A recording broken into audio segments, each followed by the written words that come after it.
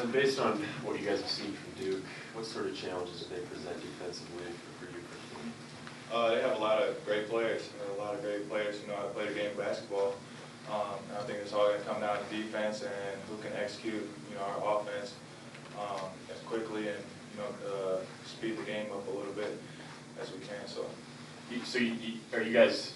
Duke likes to play fast. Are you guys going to try and run with them, or do you want to slow the game down? I mean, our game is to run. We like to run. We like to get out in transition, get early, easy points, and I think that makes our offense flow a little bit.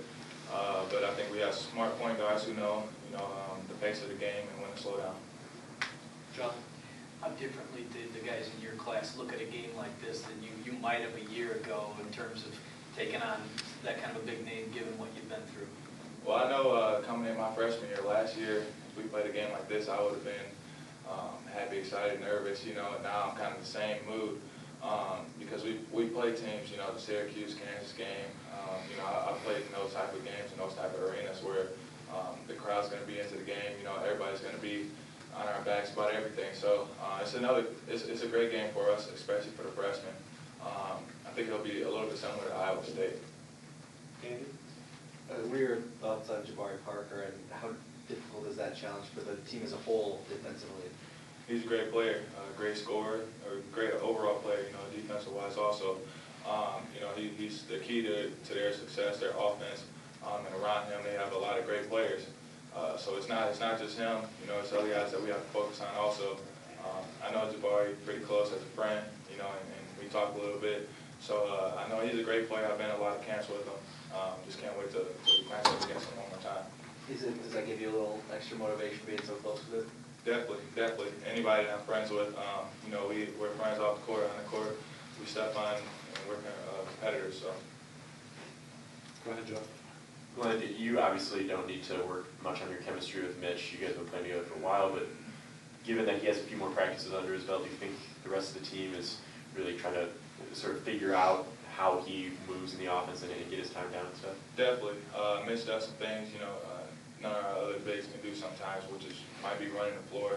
He's athletic for his size.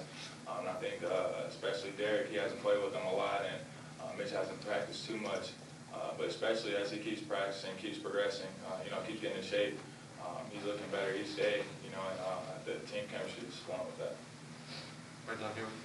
First game that you guys played without Nick, I mean, do you notice that skill has lost that guy in the corner, and now the guy who can take it off the bounce when they jump out at him on that too? I thought we did a great job without Nick. Nick's a great player, and we're definitely going to need him. Nick's a great scorer, and he's what this team needs for us in order to win. So.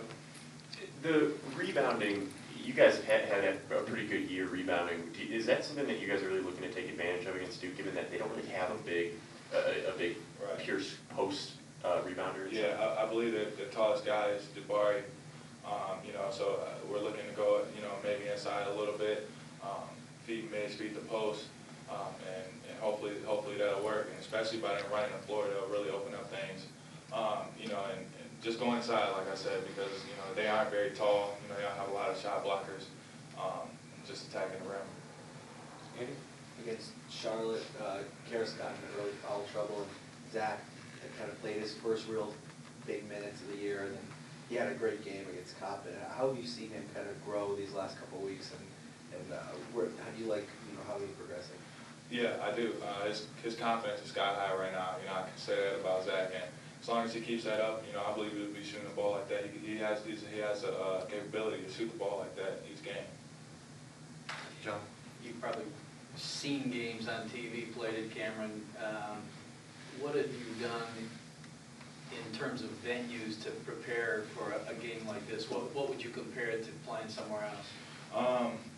Like I said, a little bit of Iowa State. It's going to be a crazy atmosphere. Maybe Michigan State. They don't necessarily like anybody who comes into there. So I think it's going to be a great atmosphere. Also a great learning lesson for our team.